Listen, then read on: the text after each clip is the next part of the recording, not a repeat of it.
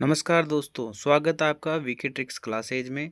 आज का अपना टॉपिक रहेगा निःशुल्क और अनिवार्य बाल शिक्षा का अधिकार अधिनियम 2009, the right of children to free and compulsory education 2009, जिसे हम शॉर्ट तरीके से बोलते हैं आरटी एक्ट 2009। तो चलिए पढ़ते हैं विस्तार से। निःशुल्क और अनिवार्य बाल शिक्षा का अधिकार अधिनियम 2009, the right of children to free and compulsory education RT act 2009 तो इस प्रकार है। 4 अगस्त 2009 को बच्चों को मुफ्त एवं अनिवार्य शिक्षा का अधिकार अधिनियम को स्वीकृति प्रदान की गई। स्वीकृति कब प्रदान की गई? 4 अगस्त 2009 को बच्चों के मुफ्त एवं अनिवार्य शिक्षा के लिए अधिकार अधिनियम स्वीकृति प्रदान की गई। यह 1 अप्रैल 2010 से जम्मू कश्मीर को छोड़कर संपूर्ण भारतवर्ष में लागू हुआ। कब लागू हुआ? 1 अप्रैल 2010 से संपूर्ण भारतवर्ष में लागू हुआ, ओनली जम्मू कश्मीर को छोड़कर। इससे देश के प्रत्येक बच्चे को शिक्षा का मौलिक अधिकार प्राप्त होगा। इसका उद्देश्य क्या है? जो बच्चा है, प्रत्येक बच्चा भारत का, उसको मौलिक अधिकार प्राप्त होगा शिक्षा का। निःशक्तजनों के अधिकारों हेतु संयुक्त राष्ट्र समझौता, United nation convention of rights of person with disability 2006 की अनेक प्रतिबद्धताओं का क्रियान्वयन किया जा रहा है। इस अधिनियम के अंतर्गत 6 से 14 वर्ष के शिक्षा से वंचित विभिन्न पिछड़े एवं धार्मिक अल्पसंख्यक वर्ग के बच्चों के साथ साथ विशिष्ट आवश्यकता वाले बच्चों को, जो दिव्यांग कहलाते हैं, उनकी शिक्षा पर भी विशेष ध्यान दिया गया है। इस अधिनियम में 7 अध्याय 38 खंड है। कितने अध्याय हैं? 7 और 38 इसके खंड है। इस अधिनियम के अध्याय 2 में विशिष्ट आवश्यकता वाले बच्चों, जिन्हें दिव्यांग कहा जाता है, की शिक्षा का प्रावधान किया गया है। निःशक्तजन समान अवसर एवं अधिकारों का संरक्षण और पूर्ण भागीदारी अधिनियम 1996 की धारा 2 में विशेष आवश्यकता वाले बच्चों को परिभाषित किया गया है। कहाँ परिभाषित किया गया है? तो निःशक्तजन समान अवसर एवं अधिकारों का संरक्षण जो है और पूर्ण भागीदारी अधिनियम 1996 की द्वारा धारा 2 में विशिष्ट आवश्यकता वाले बच्चों को परिभाषित किया गया है। इन बच्चों को निःशक्तजन अधिनियम 1996 के अध्याय 5 के अनुसार निःशुल्क एवं अनिवार्य प्रारंभिक शिक्षा का अधिकार होगा। किसके अनुसार होगा? अध्याय 5 के अनुसार, और अधिनियम 1996 के अध्याय 5 के अनुसार होगा। सर्व शिक्षा अभियान योजना के द्वारा विशिष्ट आवश्यकता वाले बच्चों को, दिव्यांगों को गुणवत्तापरक शिक्षा उपलब्ध कराई जाएगी।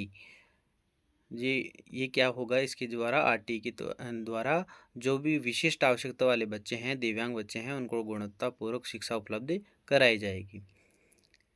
अब इसका जो है हम शॉर्ट तरीके से एक बार पूरा विवरण देख लेते हैं। इसका परिचय है, introduction. The right of childrens to free and compulsory education act 2009 ये लागू हुआ 1 अप्रैल 2010 को। यह अधिनियम 6 से 14 वर्ष के बच्चों को मुफ्त शिक्षा और अनिवार्य शिक्षा का अधिकार देता है। ध्यान रखिए, विशेष शिक्षा में ये 6 से 18 वर्ष हो जाएगा। इसका उद्देश्य है, ऑब्जेक्टिव क्या है इसका?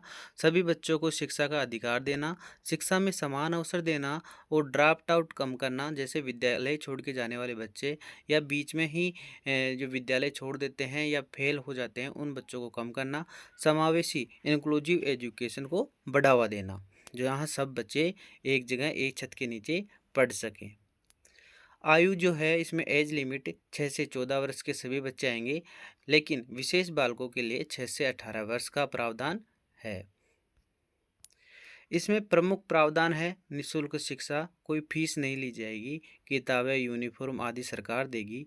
और अनिवार्य शिक्षा है, जो सरकार की जिम्मेदारी है कि बच्चे को स्कूल भेजें। 25% जो है आरक्षण है। निजी जो स्कूलें हैं, उनमें गरीब और कमज़ोर वर्ग को 25% सीटें जो आरक्षित रखी गई है।